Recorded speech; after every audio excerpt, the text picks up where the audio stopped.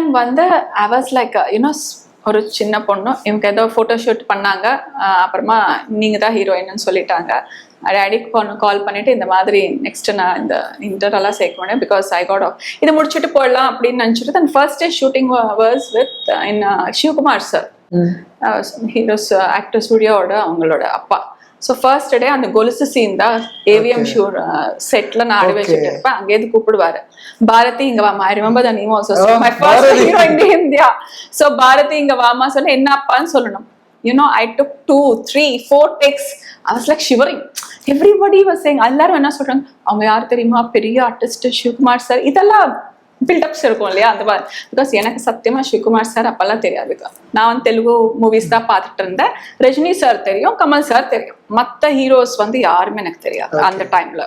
Okay, heroine ma'am வந்து Revathi ma'am தெரியும், அவங்க மௌனராகம் எல்லாம் அங்கே ரிலீஸ் ஆயிருக்கு. அப்பப்போ சென்னைக்கு நாங்கள் வெக்கேஷன் வரும்போது எங்கள் ரிலேட்டிவ்ஸ் எல்லாம் அந்த மாதிரி தெரியும், தவிர மற்ற டீப்பா யார் ஹீரோ ஹீரோயின்ஸ் எல்லாம் தெரியாது. ஸோ இவங்க வரும்போது இந்த மாதிரி பெரிய ஆர்டிஸ்ட் அவரோட அப்பான்னு அவங்க அப்பாவை நடிச்சுட்டு இருக்கா, நல்லா பண்ணணும் அப்படின்னு சொன்னா எனக்கு வரத்து கூட போயிடுச்சு. சொல்லுவாங்க இல்லையா. ஸோ அப்புறம் என்ன 2-3 டேக் ஒன்று அவர் அங்கிள் கூப்பிட்டா, அங்கிள் தான் சொல்லுவேன். ஸோ அங்கே இந்த மாதிரி கூப்பிட்டுட்டு என்னம்மா என்ன பேர், எங்கேருந்து வந்து இந்த மாதிரி ஸோ அவங்க அப்பா என்ன பண்ணுறாரு அப்படின்னு. அவங்க அப்பாவோட எப்படி பேசுவீங்க, இப்படி பேசுவேன். அப்போ வந்து நான் வந்து நீங்கள் நினைக்கணும் இட்ஸ் ஆக்டிங். ஸோ இப்போ வந்து நீங்கள் எப்படி எனக்கு அப்பான்னு கேட்டுட்டா அவங்களுக்கு, இல்லைம்மா இது நடிப்புமா, நடிப்பில் வந்து இந்த கேரக்டர் நான் வந்து உங்களுக்கு அப்பாவை நினைக்கிறேன், நீங்கள் எப்படி அப்பாவோட பேசுகிறீங்களோ அதே மாதிரி என்கிட்ட பேசுங்க. அவர் கொஞ்சம் பக்கத்தில் உட்காந்து வச்சு புரிய வச்சேன். ஆஹா சொல்லிட்டு அப்புறமா பார்த்தா டேக் ஓகே.